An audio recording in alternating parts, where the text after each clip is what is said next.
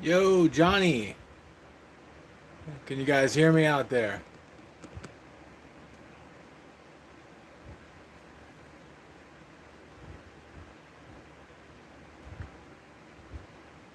Everybody, welcome. We are just getting set up.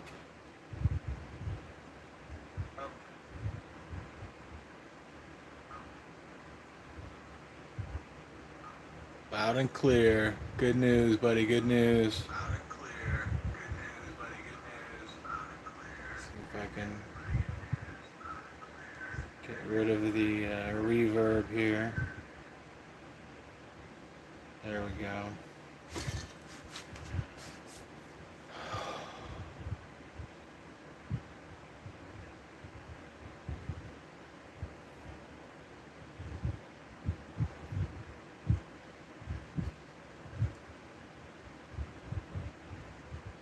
Hey everybody, it's J Mac and welcome to Bigfoot Input Live.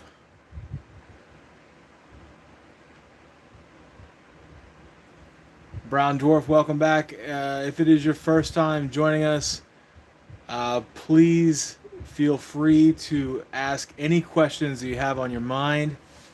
We'll discuss it as a group. I'll give you my input. You give me yours. I'm not an expert, just a guy who likes Bigfoot.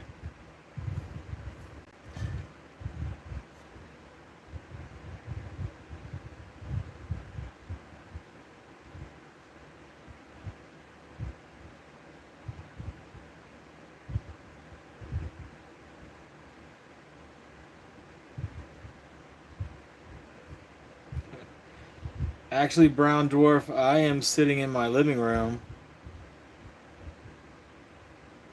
talking to you.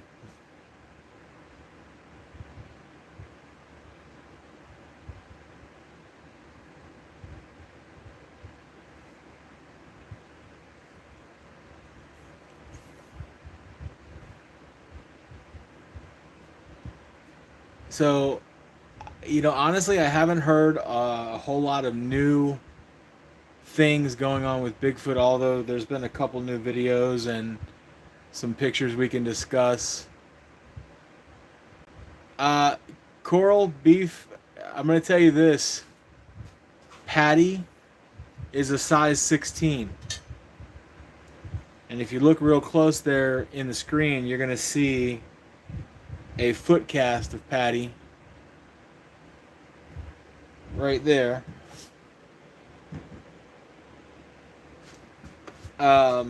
And that is a size 16. Now, Patty was a female.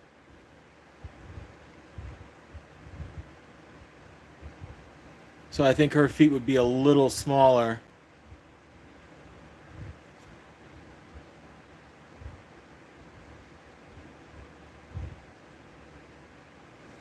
So Brown Dwarf, I mean, I saw the Google Map thing. Um, it's interesting enough. Is it definitive in any way? No. I mean, that doesn't make it, it's any less conversational though. It still looks interesting.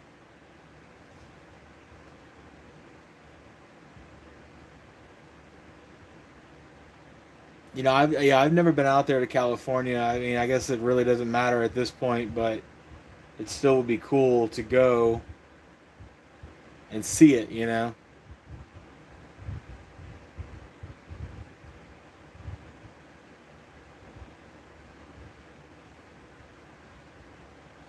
Oh, let's see. I'm a little backwards tonight. Things have been up in the air in my life, so it's been a while since I uploaded. I finally was able to upload last night. I hope you guys were able to catch that video. Pretty cool video. I enjoyed making it. It's our 13th episode of, our cryptid reactions, which is kind of our flagship, I guess. Although we do other stuff.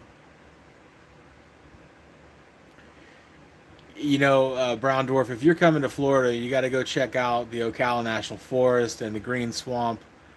Um, it just absolutely is teeming with activity, and it seems to be a little more prevalent after the hurricanes. I think there's some migration going on, some movement. We're just seeing a lot more coming out.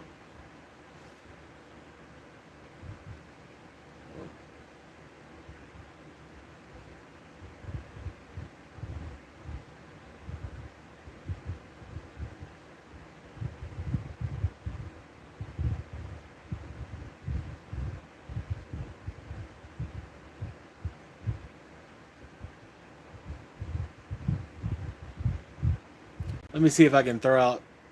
There's like four things all at once.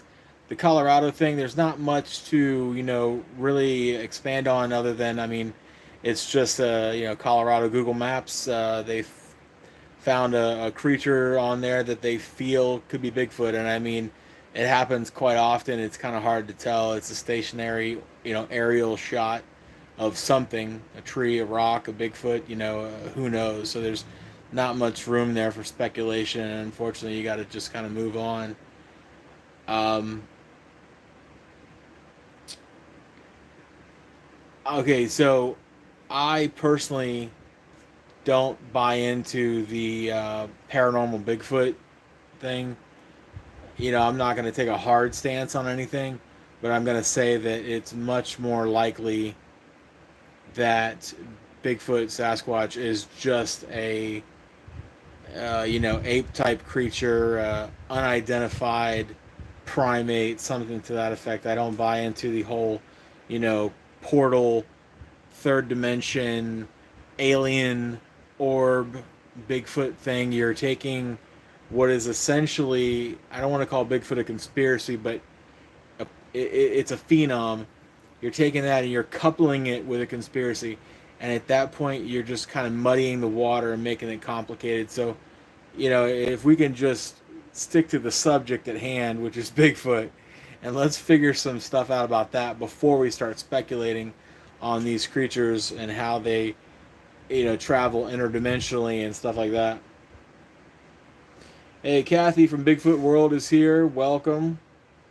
One of her pictures was featured in our last video. Typically, one of her pictures makes it into most of our videos, but definitely the last one. That was a good picture, Kathy. We enjoyed that one from the Green Swamp.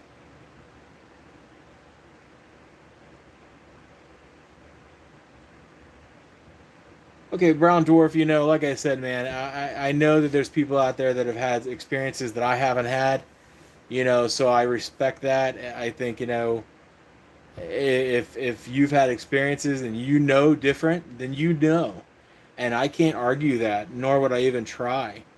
I'm just gonna say from my armchair, this is what I'm seeing. This is what I'm dealing with on a daily basis. So I totally get that there's other people that have had other experiences, and I respect that.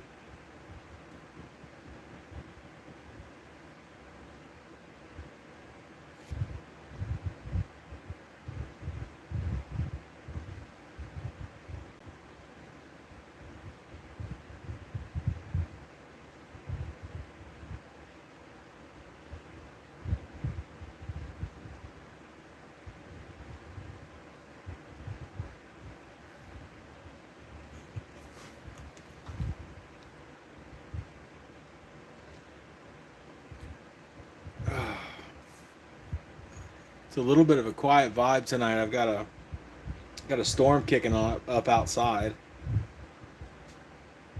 and earlier we had a train going through, so it's kind of a little bit of a question about what's going to happen next. All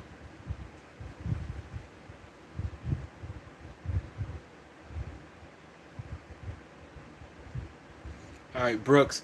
So,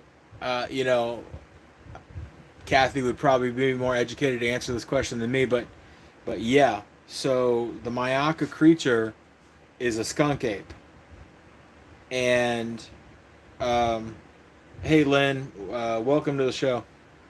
So the Mayaka creature is a skunk ape, and that's just sort of a loving, way that we refer to as Bigfoot here in Florida.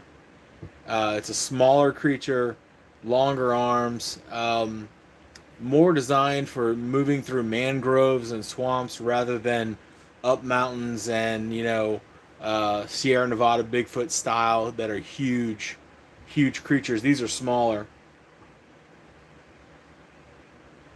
and you will find them in the Ocala National Forest in the Green Swamp, even as far north as say just below Tallahassee. There's some national parks and things where there's been some road crossing sightings. So yeah, they're all over here. There's a lot of swamp, and then go even further south down to the Naples area. You're gonna run into Dave Shealy.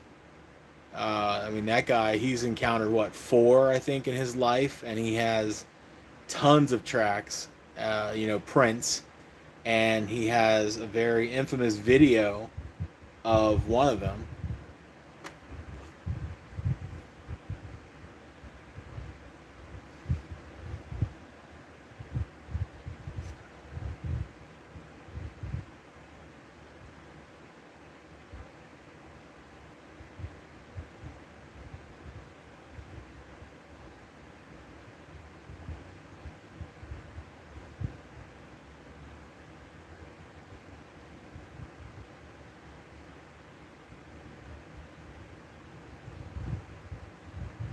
Brown dwarf. So when you're talking about Aboriginal, I assume you're talking about like Australian Yowie, that sort of thing.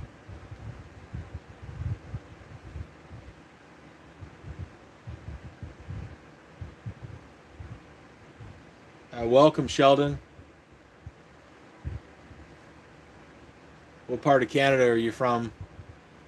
We all know that there's Sasquatch in Canada by the droves.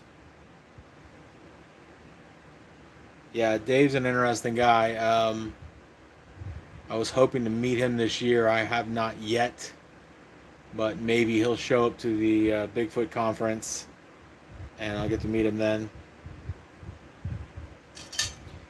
Saskatchewan, Alberta. Yeah, Alberta. It to me is almost like that's the Graceland of Sasquatch. I mean, I just feel like the population is so large in that area that that could be considered the not the birthplace of Sasquatch, but definitely the hotspot of North America.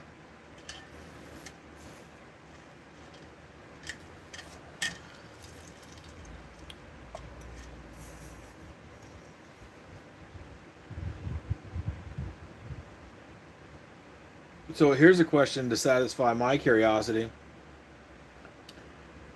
Specifically in Alberta, would you feel that there are a lot of cave systems?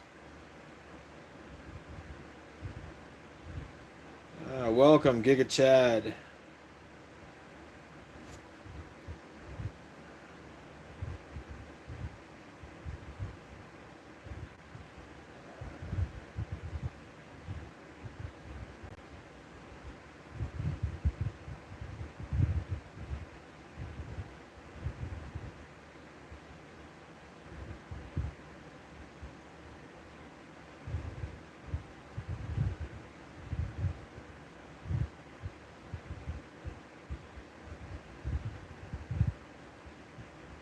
Yes, I do vaguely remember that. That was about a month ago, but I do recall, yes.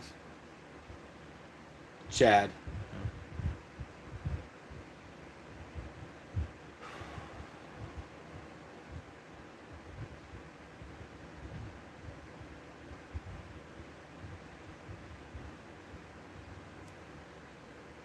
Johnny, I haven't spent any time in Michigan, but I know that that is just heavily wooded area right there on the Canadian border. So I believe, yeah, I believe that. Caves. Well, I hold fast to my belief that Bigfoot is a subterranean creature. So, yeah, anywhere there's a cave system, you're gonna find. I think you're gonna find a lot of sightings. You're gonna find more than average human disappearances. I hate to say that, but it's true. Um, I'll let you connect the dots on those two things.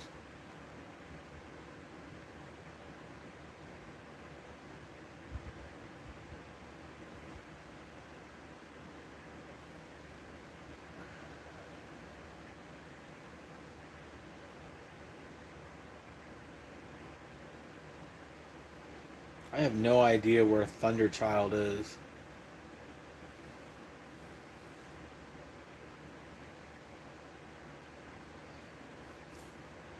Chad, some people want to talk about that 12-foot range as being the max. I find that hard to believe. I mean, I'm thinking 10, maybe 10 and change. But I mean, a 12-foot creature, that's terrifying. Bigfoot taking show. Yeah, Bigfoot, they totally climb trees. Brown Dwarf, I to say that I do field work is probably a stretch, okay? I am in the field as much as possible, not as much as a lot of other people that I know. We get out. In fact, in our very first cryptid reaction video, our very first, which was like back last, I don't know, August or something. I have a picture of a skunk ape track that we found, and unfortunately, I was doing a nature walk, so I had no casting equipment with me, but I did get a picture with a comparison to a water bottle of a really nice track. That and being barked at um, on another trail is about the closest that I think I've ever actually come to seeing a Bigfoot.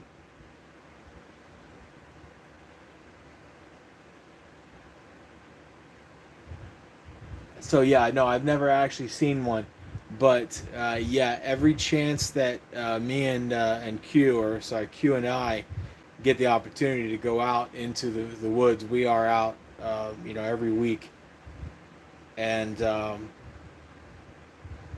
and like I said, we've had some experiences out there.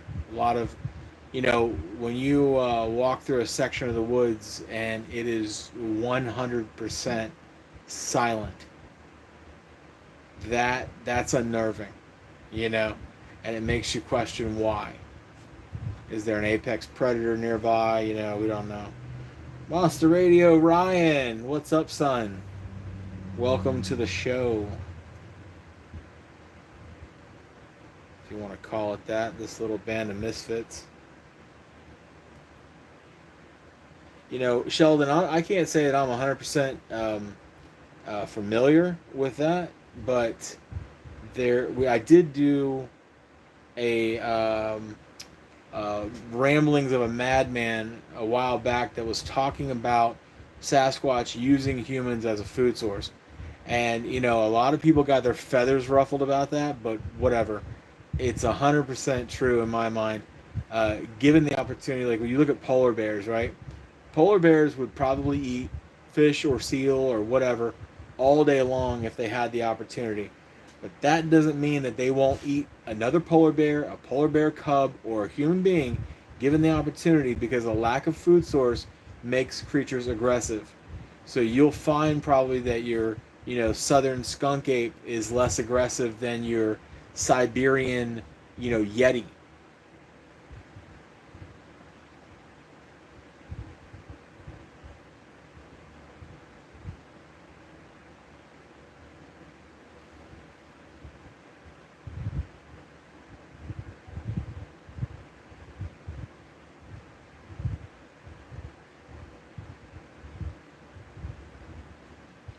You know, I have no reason to doubt the Sierra Sounds.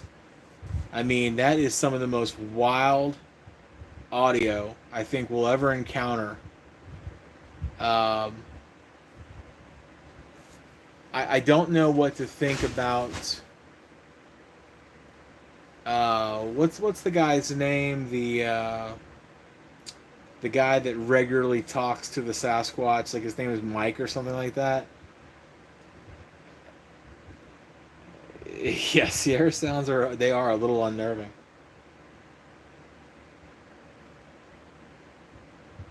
Yeah, Mike Patterson. He has another name. I think he goes by like I don't know something something Mike. But um, I I I really hate to sound like a skeptic, but his stuff is a little too good to be real. I don't know. Maybe like I said, I could be totally wrong. I mean, humans develop bonds with creatures all the time, and maybe,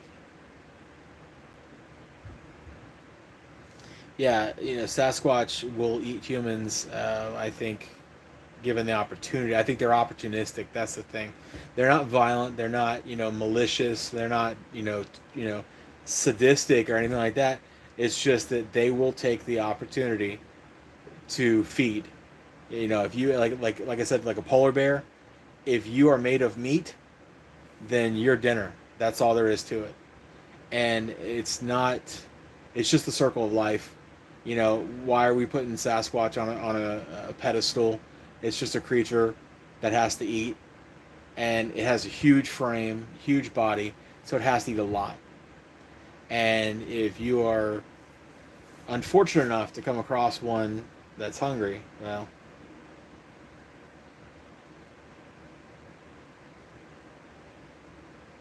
so brown dwarf. Okay, now here's the thing, man. Don't take me wrong. I'm not saying that he's a fake or anything. I have a hard time when I listen to his stuff, and the Sasquatch is all, "I love you, brother." I just I'm like, really? Like, could this be real? Like, and I mean, yeah, technically it could be real. It could, like I said, humans develop bonds with animals all the time, and he could have very well taught the creature to use its own natural vocal cords to speak. He could have, but I just don't know if that's really plausible. I mean, it's possible, but I mean, right. I don't want to call him a fake. I really don't. I sometimes think that if this is real, this is the most miraculous thing that we've ever discovered in the Bigfoot world. Welcome, Keith. So that's how I feel about certain things. I'm like, I look at things and go, is this too good to be true? Well, if it is true, then it's huge. And uh, with Mike, I don't know, man. I guess I'd have to. You got to be there. It's one of them things. If you're not there, you're never gonna believe it until you see it or hear it yourself. So, I got to say thanks to Mike for all the work that he does. Uh, just don't know. I guess I'm a little bit of a skeptic when it comes to that.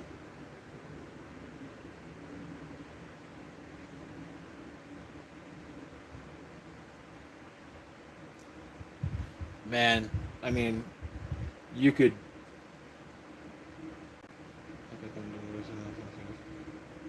Thinker Thunker said it wasn't human. I didn't catch that. I like Thinker Thunker. Okay, I really do. I mean, he's probably the authority when it comes to Sasquatch stuff, but some of the things that he says, I just can't get behind. I know he does his research and he's a great guy and he's hard. He works hard. But some of the things I think he's just off the mark.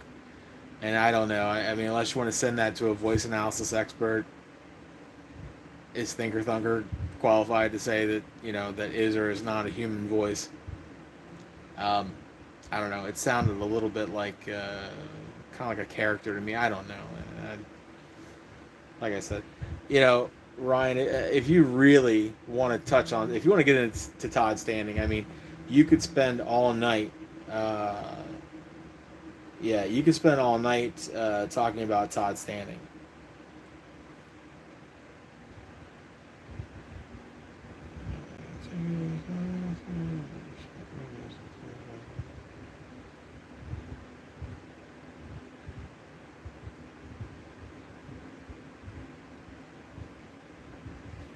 Thank you, Ontario Mike. That was the other name I was looking for. I knew he had some other name.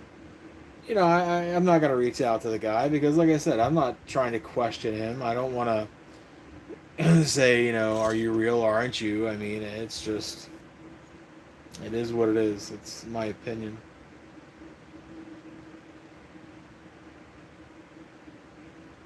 It's certainly not an American creature. North American, yeah, but also Australia, you know, Russia, Chinese. I think it's in the mountains in China, stuff like that. There, and then if you get down into like Indonesia, you're talking about a different creature. You know, like orang pendek and stuff like that. But yeah, they're all over.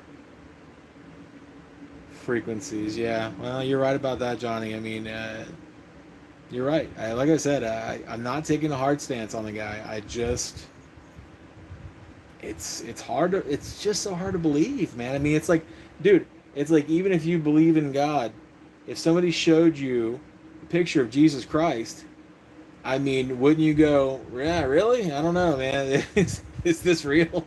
You know, I don't know. So it's hard when you know, someone gives you the voice of a Sasquatch and goes, well, here it is. I taught him how to talk. Just to say like, oh yeah, that's 100% real. It's just, it's hard to wrap your mind around, dude. Like, ugh.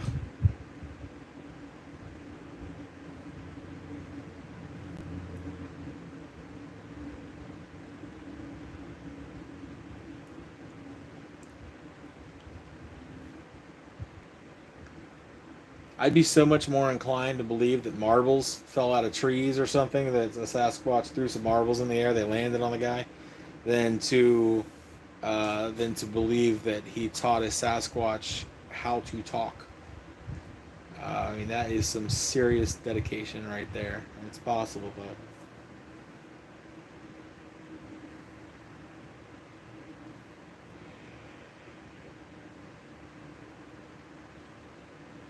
hey, Brian O is here. What's up, Brian? Hey, there's another Michigan guy in the house there, Johnny. Yeah, really. I remember Coco as a kid, man, doing the sign language and stuff. That was a talented gorilla.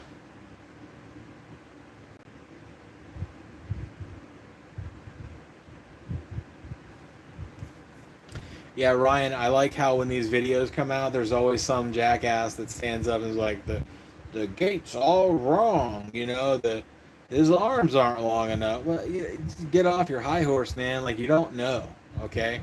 Like, yeah, we can all have opinions, but it's like when you start throwing your stuff around as fact, you know, like, and they always want to compare it to Patty. Well, all right, so Patty was a type of Sasquatch that was filmed in the '60s, but that, you know, that doesn't mean, I mean, that doesn't mean anything, you know. So I kind of wish that these people would just sort of, again, have opinions and not everything just be in concrete.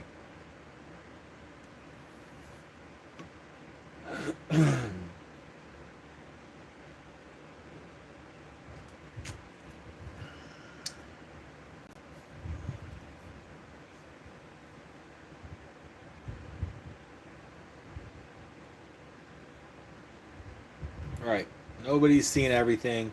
There's so much about this world that we don't know. So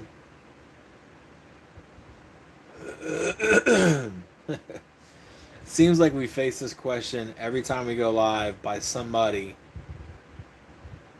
Could a Bigfoot kill a bear? Could a bear kill a Bigfoot? You know, I don't know.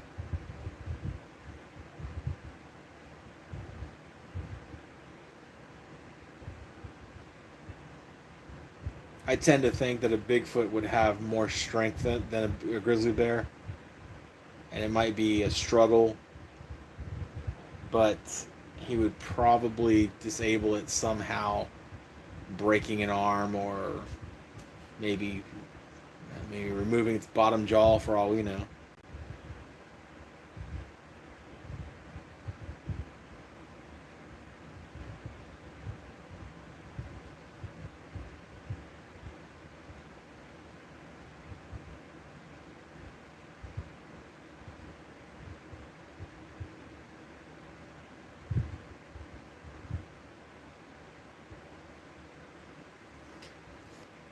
Ryan, I mean, we don't know enough about their breeding cycles. I mean, if we don't know that the female Bigfoot goes through like 9 months of gestation, like we don't really know. So we don't know how long it takes them to reproduce. And then, are they surviving out there in the cold? Are they dying of starvation? Um, and frankly, I think that if a hungry grizzly came upon Bigfoot that they thought that they could overcome, like a female or a juvenile, then yeah, the grizzly would move on them. Grizzlies come at humans all the time. So yeah, and again, we don't know their population. I mean, I speculate 3 to 5 thousand in North America, and that is a pure 100% speculation. And I'll tell anybody that wants to listen. Um, and I have my reasons for speculating, but that doesn't make me correct. Okay? So, like I said, if we knew what lived underground in these cave systems that are beneath our feet, A, we would probably be completely terrified, and B, I just think we would be shocked.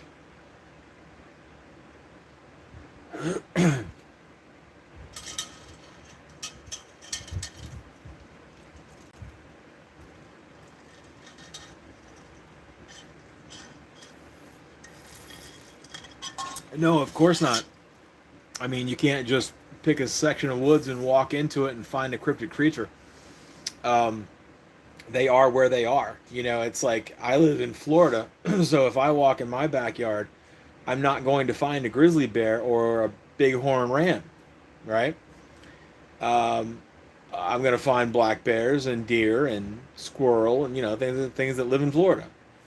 So yeah, wherever the Sasquatch are, they are. Yeah, you're damn right, alligators. So, so yeah, no, wherever I do think wherever these large cave systems are, I know there's some in Kentucky. That guy Keith had mentioned that. Um, you're gonna find more prevalent sightings because I think that they're coming out of the caves to search for food, that sort of thing, and then they're going back.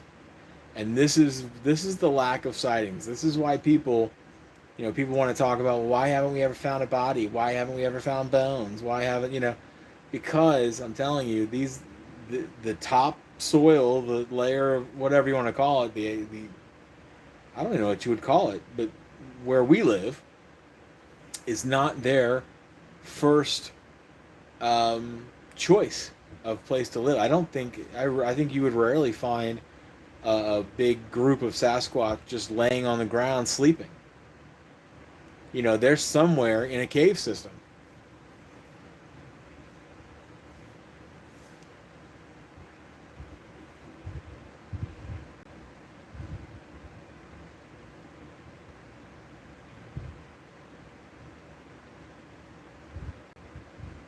Yeah, and honestly, Keith, I wouldn't just venture off into them. I mean, first of all, I'm just not that adventurous.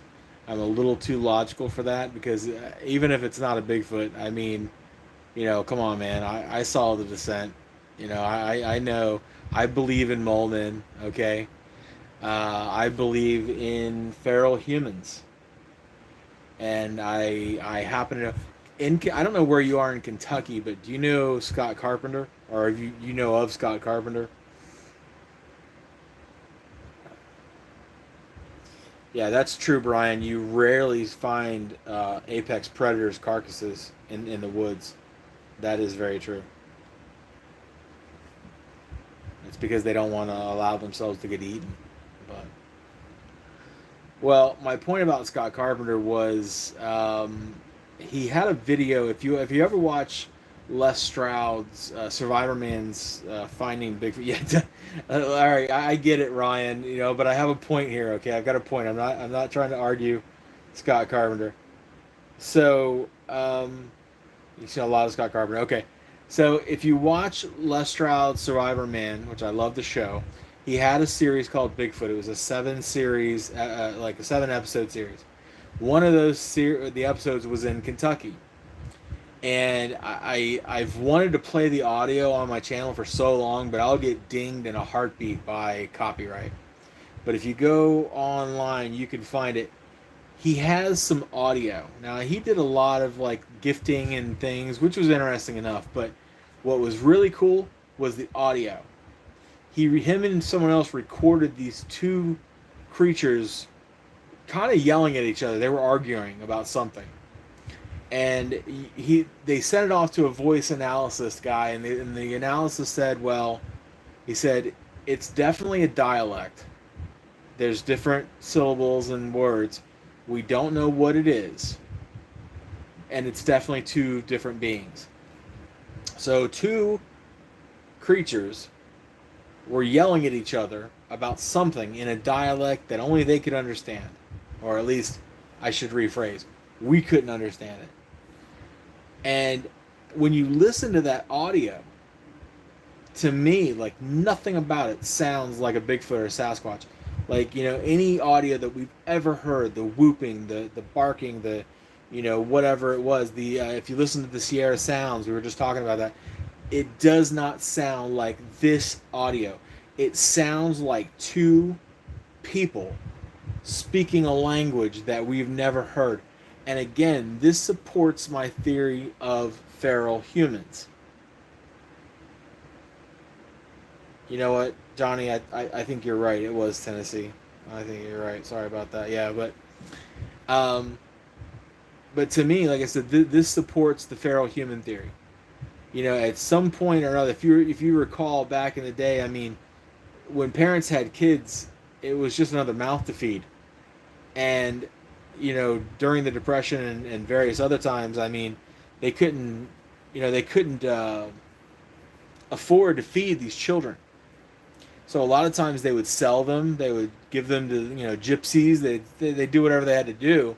And I personally believe that more times than we could imagine, these children were dropped off at a local cave with some food supplies and best of luck to you. Okay, and let's say that these kids survived, and then yeah, God, wrong turn. That movie haunts me. So yeah, so they survived. They inbred actually. They developed life inside of these cave systems, which means they probably have a better grasp on echolocation and night vision and things. And I'm talking about maybe like 100 years of adaptation here. And this is a real thing. And to me, I mean, forget about the fact that the stories that you've heard, they're out there in the world. But to me, this is more terrifying than anything. I mean, I think I'll take my chances with a grizzly bear rather than a few feral humans. You know, um, that's a terrifying thought, and of course they're cannibalistic. I mean, they would almost have to be, right?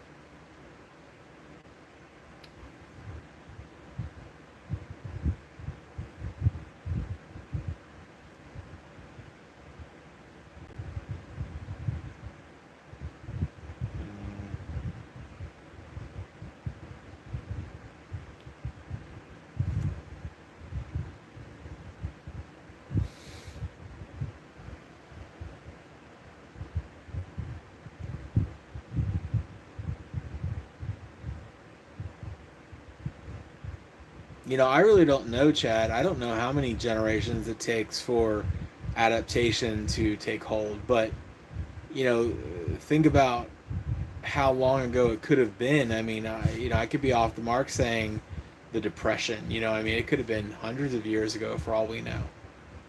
I think back then it was just a little less taboo to toss your kid into a cave if you couldn't afford to feed him.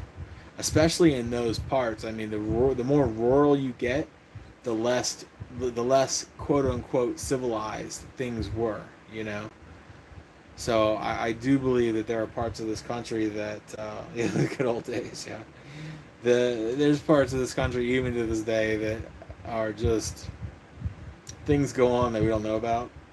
I recently visited West Virginia, and it's a nice place. Don't get me wrong; it's beautiful terrain and all that, and whatever. But I'll tell you what, there was some parts that we were in that really made you wonder if you should be driving down that road, you know. And I wouldn't go to West Virginia without a second clip in my 9 millimeter, and yeah, because I saw wrong turns, so I'm not taking chances like that. So and that was just West Virginia. I could imagine there's so much more rural areas than that, you know.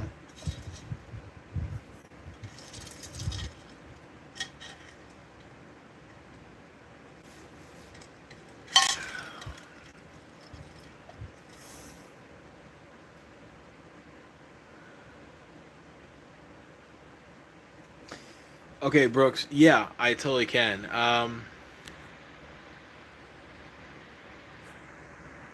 See if I can get my chat to function here. All right. So, Q and I were walking a trail. So anyway, somewhere here in Central Florida, I'll just say that we were walking a trail, and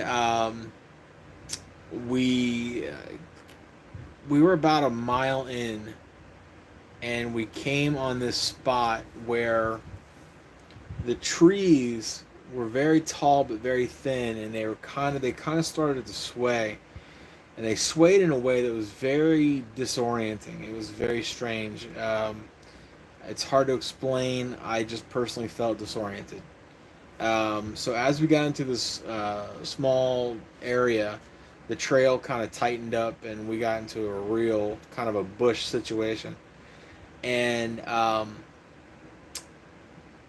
all I can say is, out of nowhere, there was a noise about 30 feet away from us in the bush.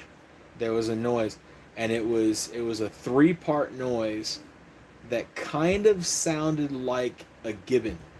If you ever heard a gibbon in the zoo, they make kind of a unique noise. Now this was not the same, but it is the only thing I can compare it to. It was kind of a rah rah rah, you know, and I call it barking because it's the only thing I can describe it as, you know. Um,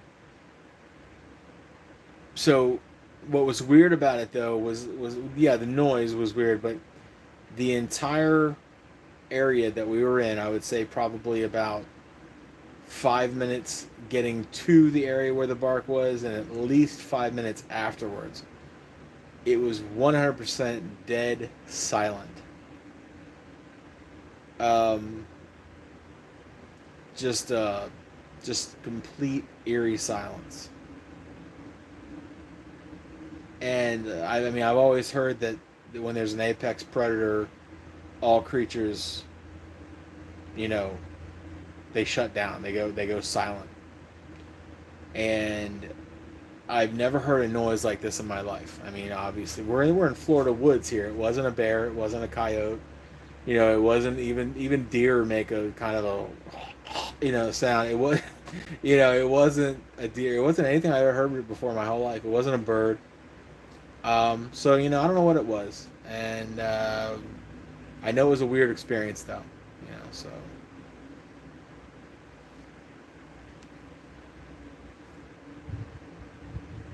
But I've actually heard a Bigfoot howl in my life, and that was one of the most cool experiences I've ever had in my whole life. I never really thought that would happen to me, but it did, and I'm very glad. It was very cool. So I only wish I could have recorded it. I I put the recorder out for 17 hours after I heard it, and nothing. It's just went radio silence, and it's kind of annoying, but it was what it was. So at least I got to hear it, and that's fine with me.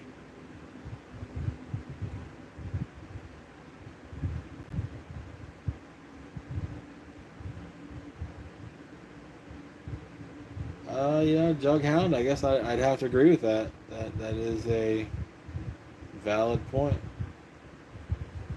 Although Sasquatch itself is a Canadian native name for the creature. There's many names for the creature. Sasquatch not being the original name.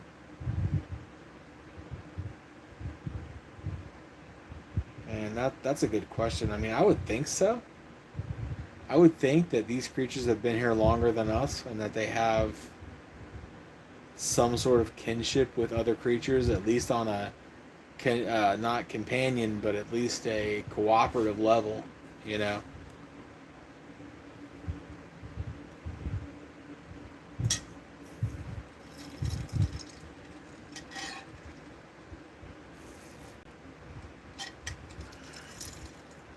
People all the time talk about the cooperation between Bigfoot and Dogman, but I'm yet to see a Dogman or any evidence of such a creature, so one day.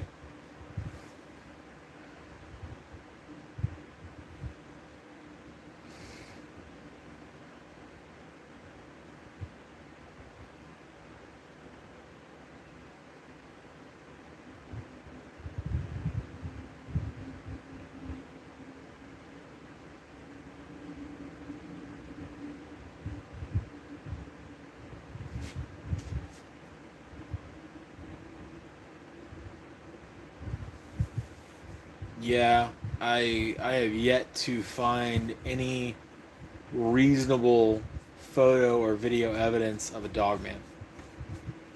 I'm yet to find it. Every time I say that, there's always somebody that says, "Well, wait a minute, did you see this video?" And then I'm like, "Oh, cool, what video?" And then I go look, and yeah, I've seen it before, and it's just some BS. So, as of right now, Dogman is on my shelf as a creature that I just don't know. I think it's more lore.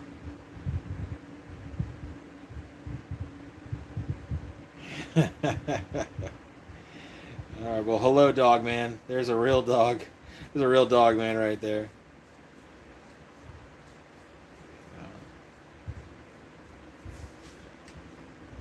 There was that one video, and maybe I'll find it and post it later on, but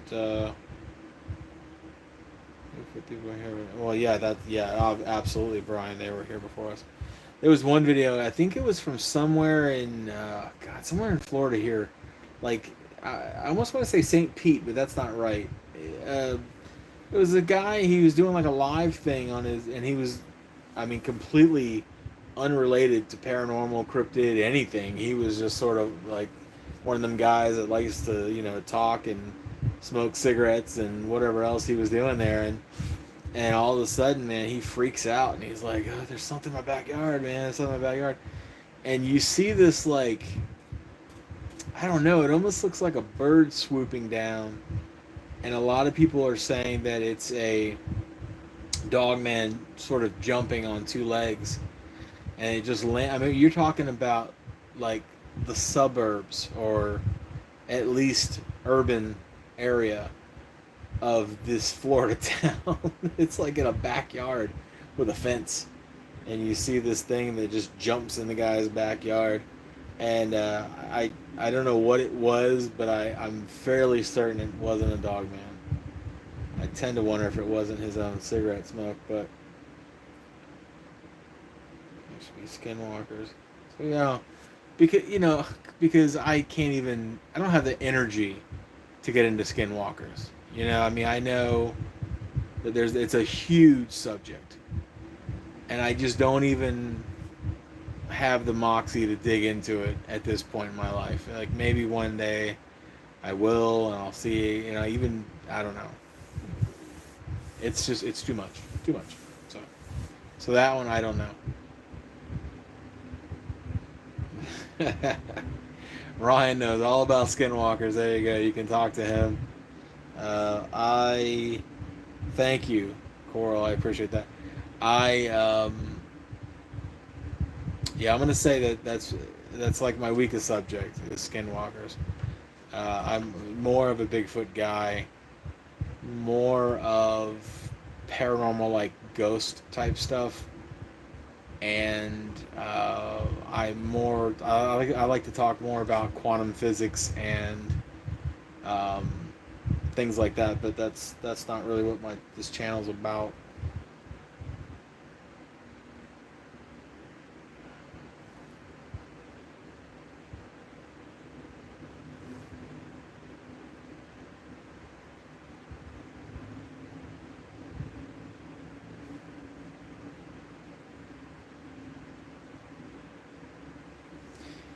Keith, Scott Carpenter says a lot of things, okay?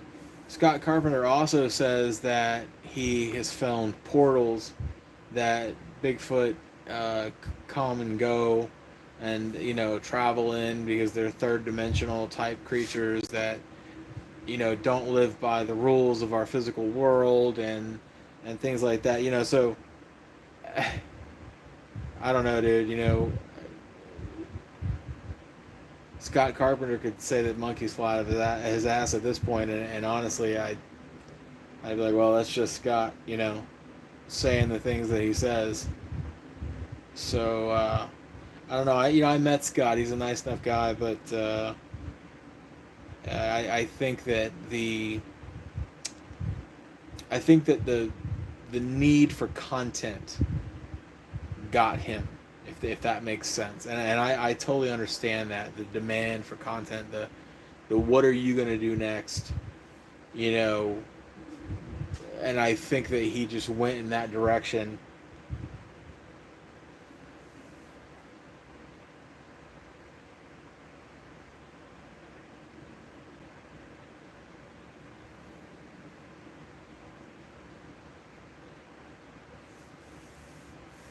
Yeah, Ryan, I agree. I mean, when these guys start talking about Nephilim and things like that, then I just tune out, and I space out and go somewhere else. I can't deal with it. It's just not my thing, man.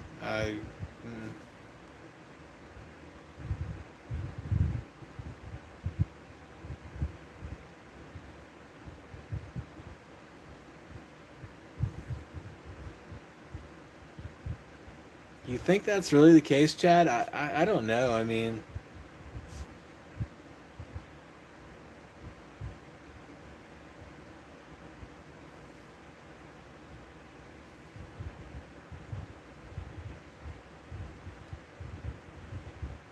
hey, Tennessee, Kentucky Bigfoot, welcome. Yeah, I can't stomach the whole Nephilim conversation. It's just, to me, the Bible's a nice fictional book, but that's that's about where we got to stop with that. Especially when you start talking about cryptozoology, it's not related, and people always want to throw their religion into things and complicate things, and I don't care what your religion is. You believe whatever the hell you want to believe, but when you're talking about, you step into my house, and you want to talk about my subject, you want to talk about Bigfoot, I'm not going to let you dilute it with your religion. So no, I don't want to talk about Nephilim. Um, no. The Bible says that giants roamed the earth those days. And I mean, maybe that's true, but that doesn't mean that these creatures are related.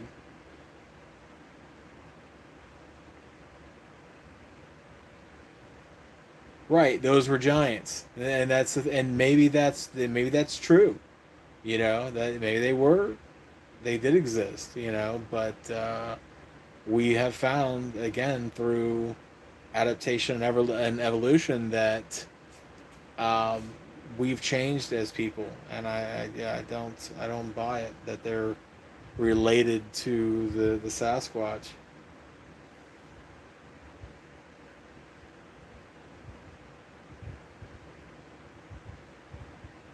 Yeah, so Chad, you remember that story that came out from Afghanistan, right? The one, um, the military team. I don't know if they were Marines or they were SEALs. I think they're Marines that had supposedly found, like, the team had went up on the mountain for whatever reason, and they never came back. So they sent another team to go find them. They were only finding, like, their weapons and their clothes and different things, like little things that had proven that they were there. And thank you, Chad. And thank you, Ryan. Sorry. And then they claimed to have had a gunfight with this creature that, or, a big. It wasn't really a creature; it was a big hairy man, and they claimed to have killed this guy. And of course, then here comes the government to get rid of any evidence that this even happened, if it did happen at all. I mean, unfortunately, we're so reliant on people's stories that we just don't really know exactly whether that was a thing or not. All right, Keith, thanks for coming by, man. Join us every other Friday, okay? We'll be here 8:30.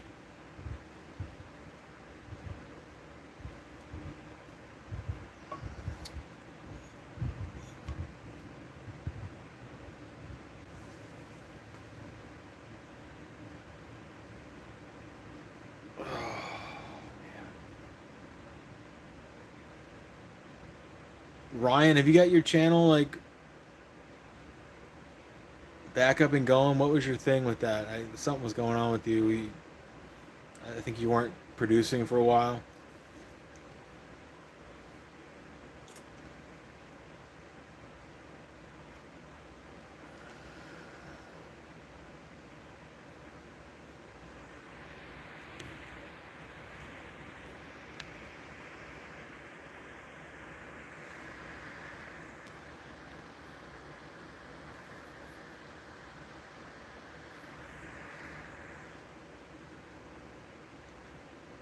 You got a new episode coming out this weekend. I will have to check that out, man.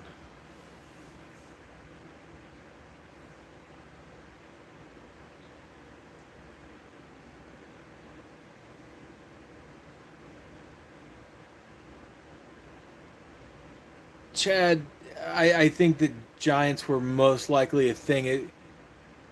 You know, people sometimes grow or devolve to fit their world, and I think a world with giants is just over at this point. But it was probably a thing at some point.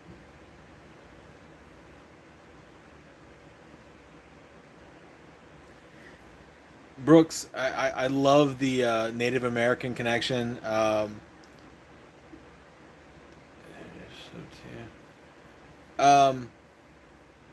I love the stories that come out of the Native American lore, you know, because some of them will talk about the the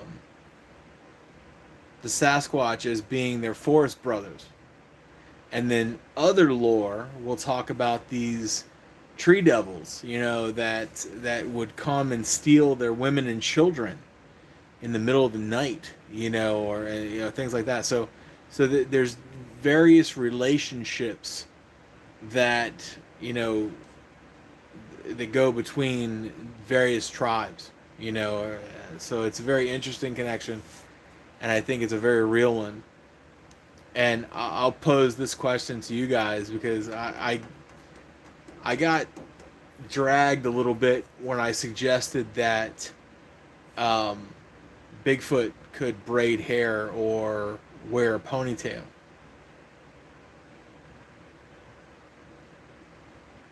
I might just do that.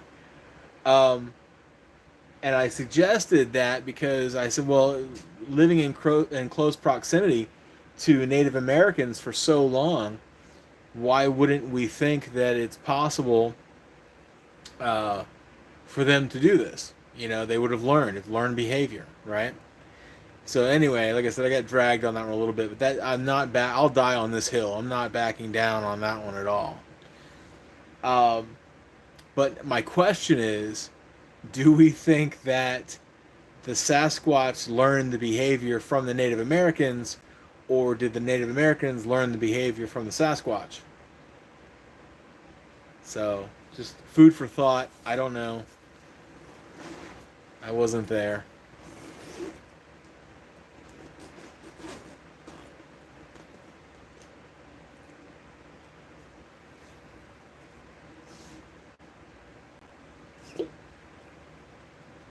So if you go to Point Pleasant, West Virginia,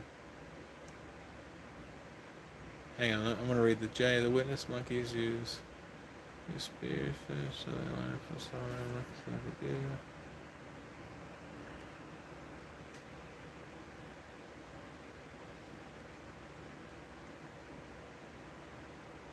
for monkeys, yeah.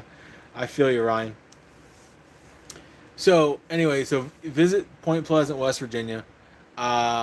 You know, birthplace of the Mothman.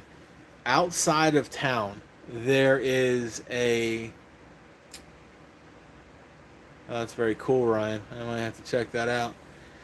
There's a military style bunker that's sort of like unmarked and abandoned, and if you go there now, it's all graffitied, and kids go there to smoke weed and whatever else they do down there. But so anyway, the theory I believe was that this was a military experiment gone wrong, and it took them exactly 13 months to catch the creature that they had let loose or let go accidentally or whatever. Now, people argue with me and say, well, that's not true because um, there's been sightings since then. Yeah, well, if you want to get real technical about it, the Mothman sightings, this particular creature was sighted for exactly 13 months. And there may have been other creatures sighted. People talk about the harpy eagle and stuff like that, but to my understanding, yeah, agreed. To my understanding, the actual Mothman from Point Pleasant, those sightings were 13 months exactly. So that tells me that something got loose, something went awry, and the boys in black came and cleaned it up, and it took them 13 months to do so.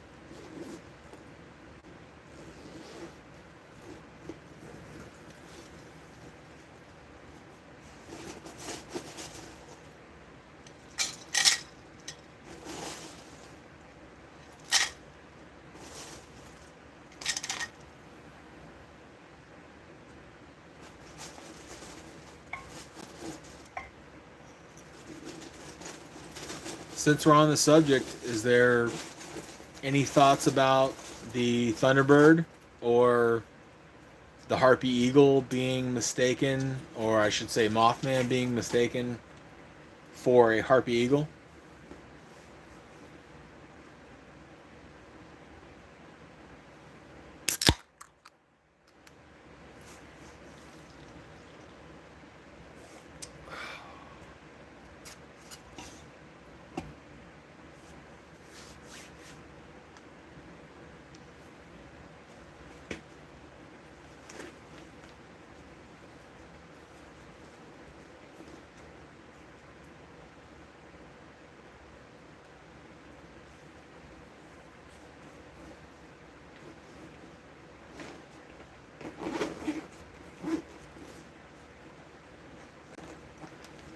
What was cool about the Mothman was that there was a lot of daytime sightings, like a lot. He was like perched in these like industrial zones and things that were like abandoned, and there was that one guy that was on a motorcycle, and Mothman was like pretty well keeping a pace with him above. Just terrifying. Imagine you just riding your motorcycle. Next thing you know, this friggin' thing is like right above your head, just flapping its wings. I mean, it is terrifying. But then, I don't know. Like, what weapons does a Mothman have?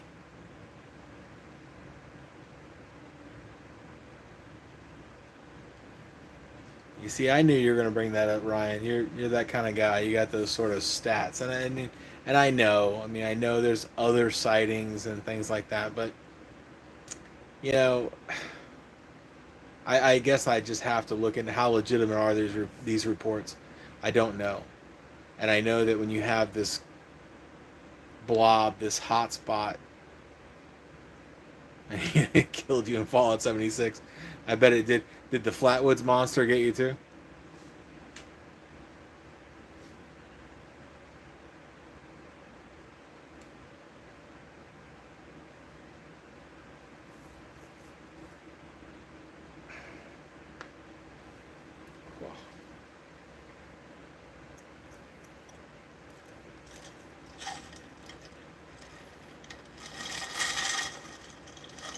couple times, yeah. We went to Sutton, West Virginia, and we went to the Bigfoot Museum in Sutton. And unfortunately, the Flatwoods Monster Museum was closed. It wasn't open when we were there, but I wanted to check that out too. Although I have an inkling, I have a suspicion that it was mainly just marketing, you know, but still, I wanted to go.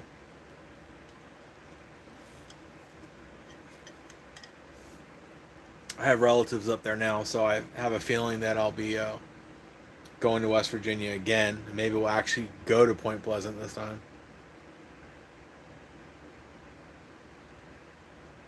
That was my question: is what weapons does a Mothman have? I mean, you've seen moths before. Have you ever been bitten by one? I mean, they're pretty docile creatures. Um, I wonder if the moth is. We shouldn't look at it quite so closely. Quite so, like, we shouldn't say it's a moth.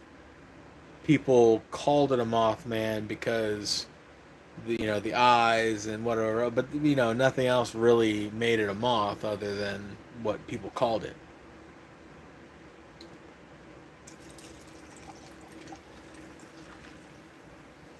But the interesting part is if he was stalking these people, exactly, Chad. But if he was stalking these people, I mean, he had to have been doing it for a reason, right?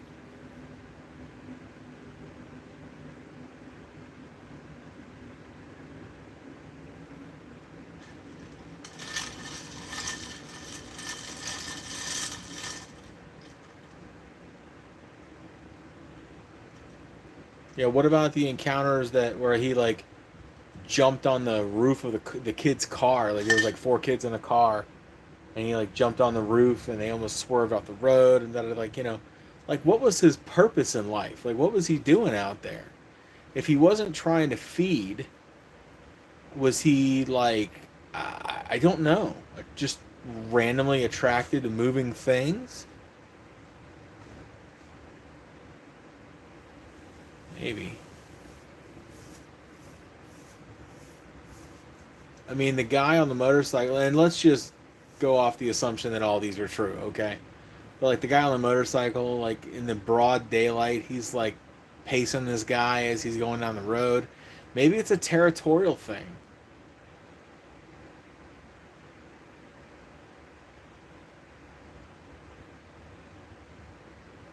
Yeah, that's a good point, Ryan. I mean, I guess if you're just a malicious bastard that likes to scare people, I mean, I'd like to think better of everybody, even Mothman, but I guess it's possible.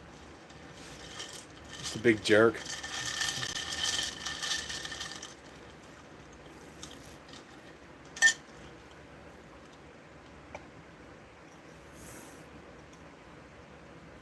Hey, if you guys didn't see the latest video, it came out last night.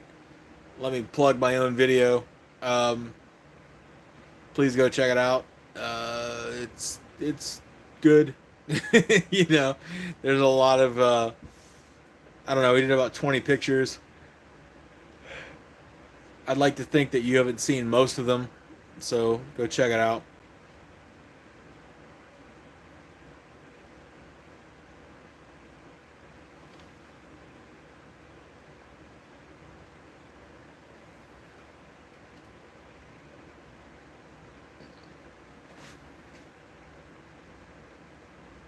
Yeah, he made contact, all right. Scared the hell out of those people.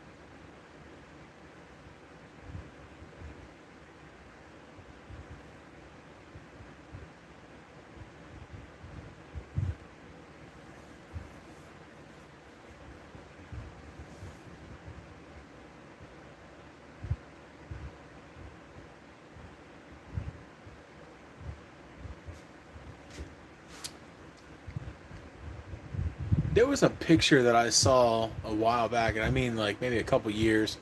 It was supposedly a Bigfoot that had gotten hit by a semi truck, and there was like snow all around. If anybody has that picture or saw that picture, if you can find it, uh, I'd appreciate it if you throw that at me at bigfootinput@gmail.com. And anything else you have that's really interesting that I just have to see, bigfootinput@gmail.com. Please send it to me.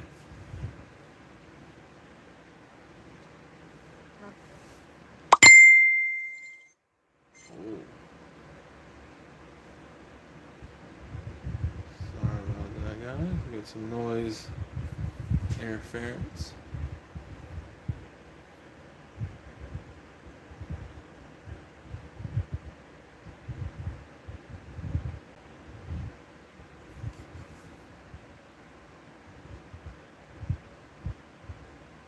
Um, if you guys really want an interesting experience, I downloaded, or actually it was on Audible on Amazon.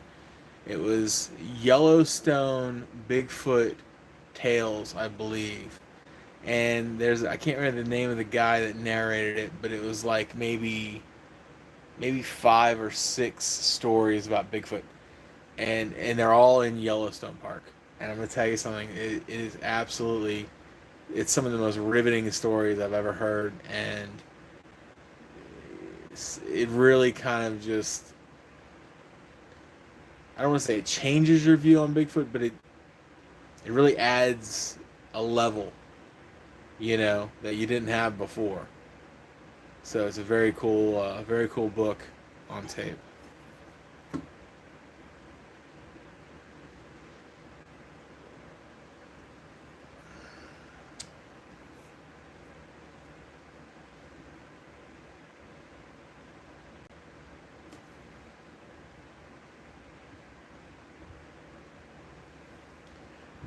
Ryan, I actually fell for that Alfred Isaac um, Middleton. I fell for that crap where he was supposed to be, the explorer that went off in the woods and found some other new land with all these other creatures.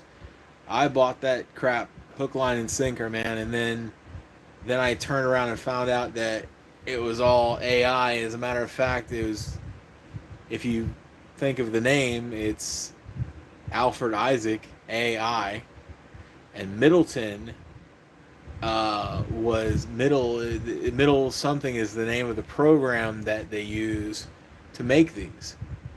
So I end up finding the guy's Facebook that makes the stuff, and it's all this big art project. Very disappointing. So I end up having to retract my one video and basically tell the truth on the second video and just let everybody know that I had fell for that.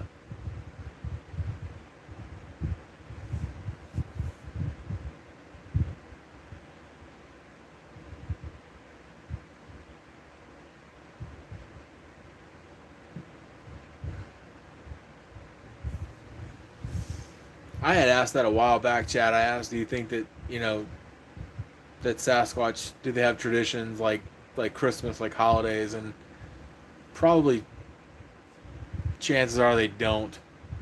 Um, they're more animals looking for survival.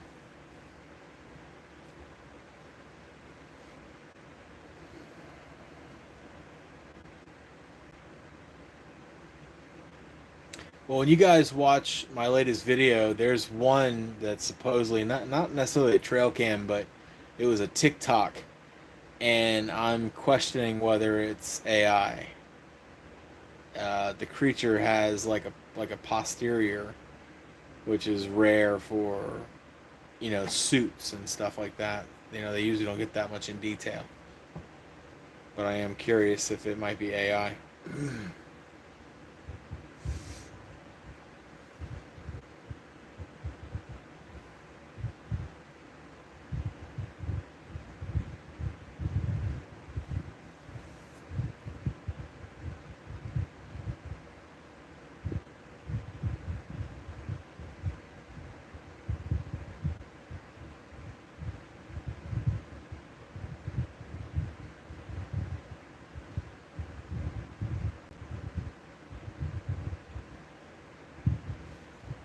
All right, guys, that's gonna do it for me. I gotta get moving. Um, you guys know how to get a hold of me if you ever, need to talk about anything or need to show me something. It's bigfootinput at gmail.com. You can also hit me up on Facebook. We have a Bigfoot input there with a messenger. You can message me on that. That's fine. Hit me up however you need to. But as for tonight, I'm gonna go ahead and shut it down. Um, I thank you guys for joining me. Thank you for the conversation. I appreciate having you guys stop by. Like I said, we're going to do our best to do this every other week, every other Friday. I will announce before we do it, but it won't be next Friday, but the next one, obviously. So, but I will talk to you guys later. And this is J Mac out.